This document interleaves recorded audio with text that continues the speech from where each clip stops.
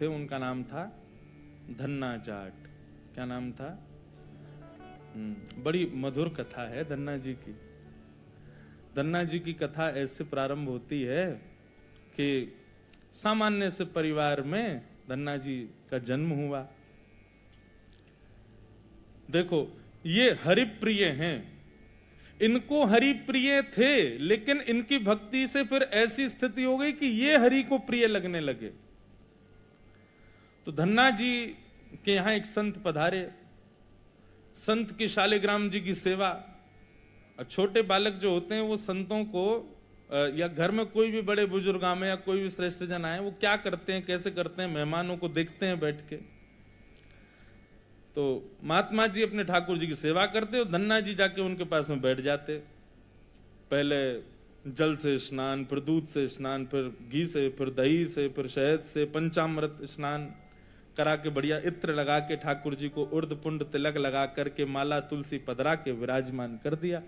धन्ना जी को इतनी अच्छी लगी ये सेवा, रोज बैठ जाते, पूरी रात रोते, अपनी माँ से कहते मैया ये सुबह कब होगी। क्यों? वो सुबह होते ही बाबा के पास जाऊंगा, उनकी सेवा देखूंगा कैसे करते हैं। बंधुओं देखो, भक्ति का बीजारोपण बाल्यकाल में ही होता है। छोटे जितने बालक उतनी ज्यादा उनको सत्संग, उनको संतों के सन्निधि में, भक्तों के पास ले जाना प्रारंभ किया जाए, उसका प्रमाण फिर आपको 25-30 वर्ष का जब वो होगा दिखेगा।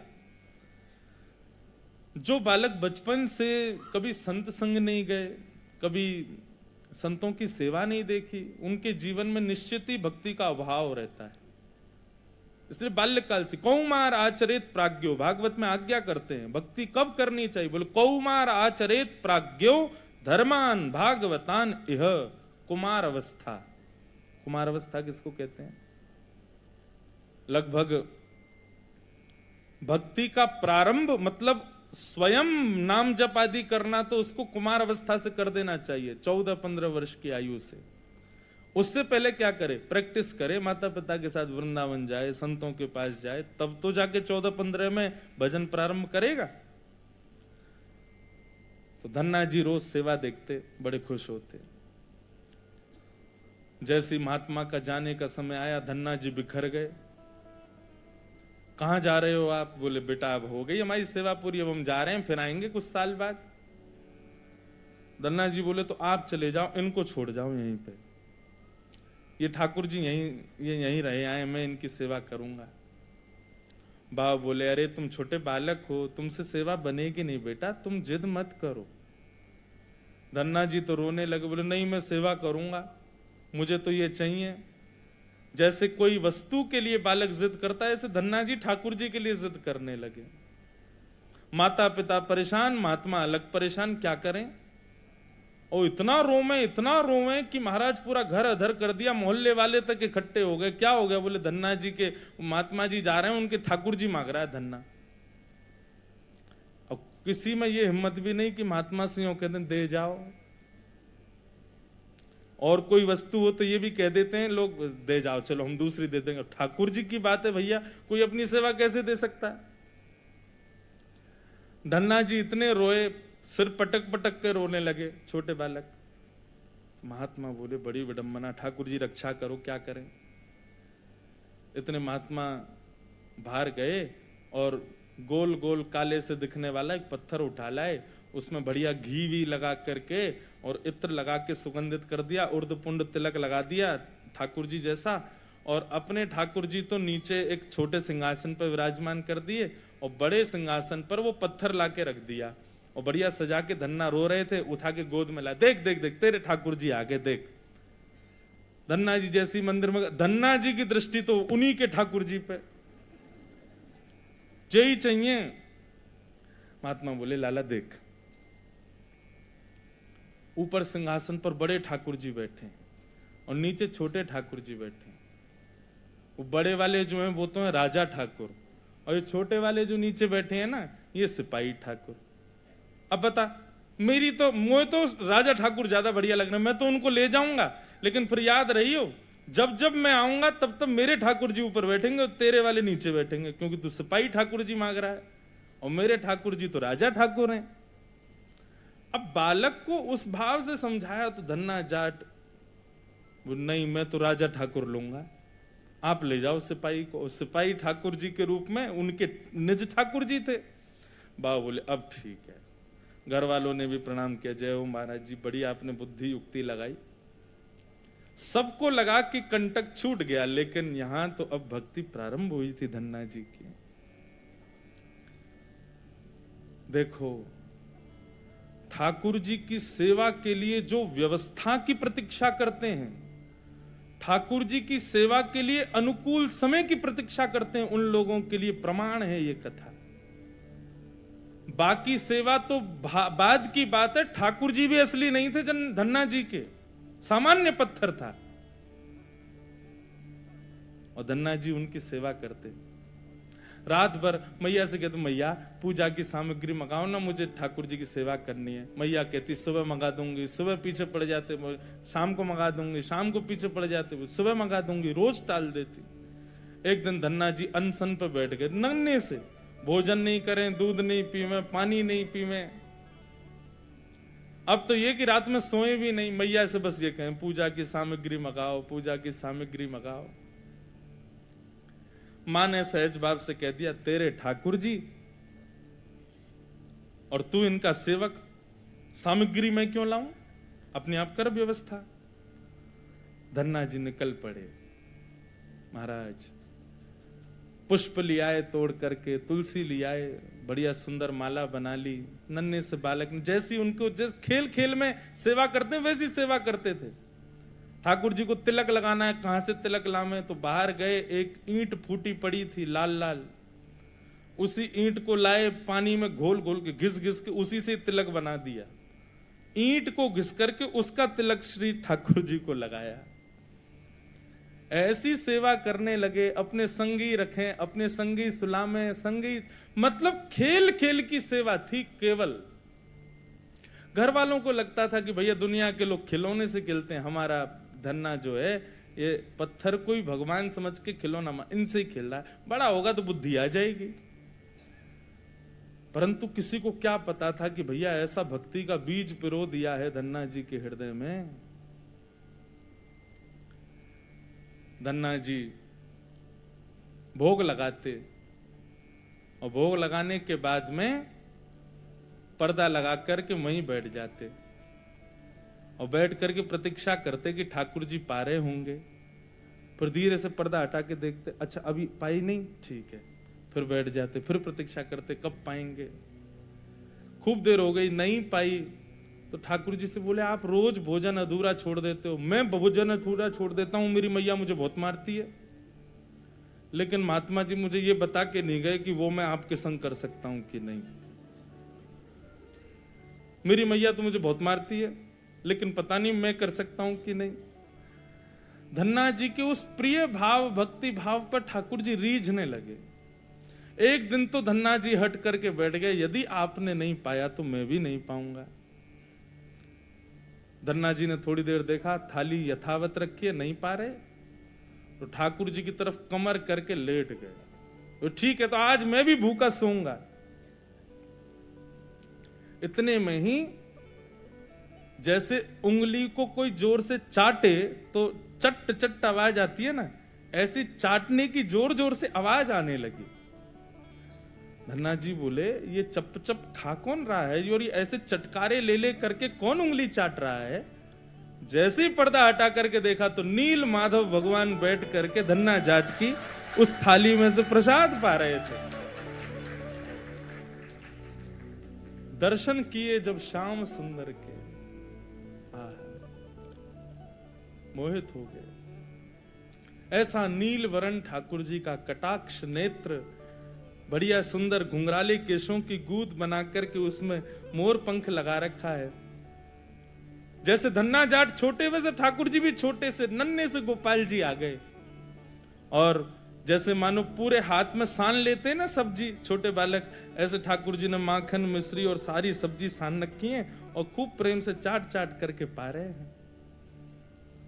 धन्ना जाट बड़ा प्रसन्न हो गया, बोले आप तो बड़े प्यारे हो, आज आप प्रत्यक्ष मेरे सामने आ गए। ठाकुर जी धीरे धीरे अब धन्ना जाट के सखा बनने लगे।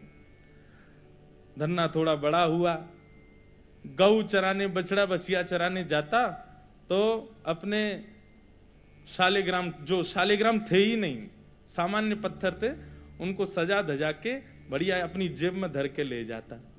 रास्ता भर उनसे बात करता, नीचे वृक्ष के नीचे बैठ करके ठाकुर जी, अब कोई नहीं है, ठाकुर जी प्रकट हो जाओ, तो ठाकुर जी प्रकट हो जाते, धन्ना के साथ प्रेम से पाते।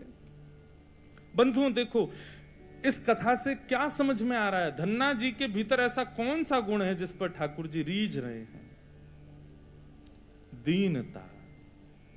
कल हमने एक सूत्र लिया था भक्ति में, अविचार। भगवत भक्ति में विचार नहीं करना है, जो करना है सो करना है। मन में बात आ गई तो बस ठाकुर जी को प्रस्तुत होनी चाहिए, पहला सूत्र। भक्ति का दूसरा सूत्र है दीनता। जितने सीधे, जितने दैन्य, जितनी दीनता में ठाकुर जी की भक्ति में रहोगे, ठाकुर जी उतने प्रसन्न रहेंगे।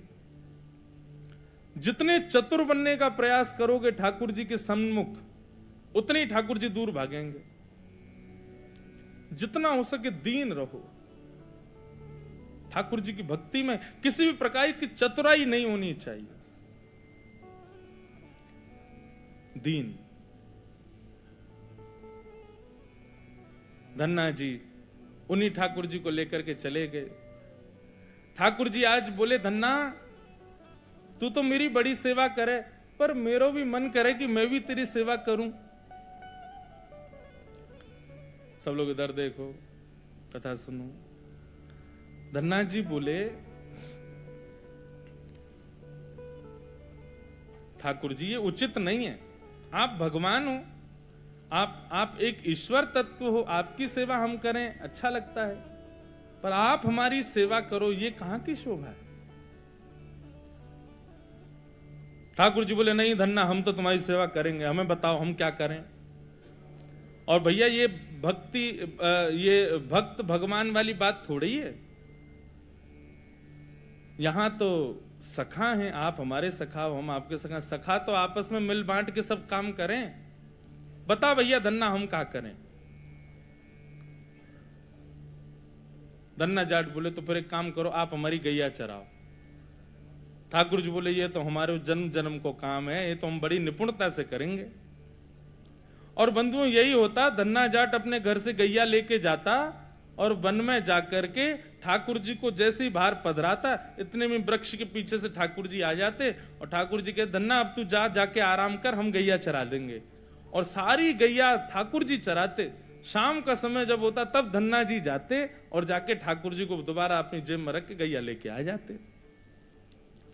एक दिन वो महात्मा आ गए जो धन्ना जी को वो पत्थर दे के गए थे।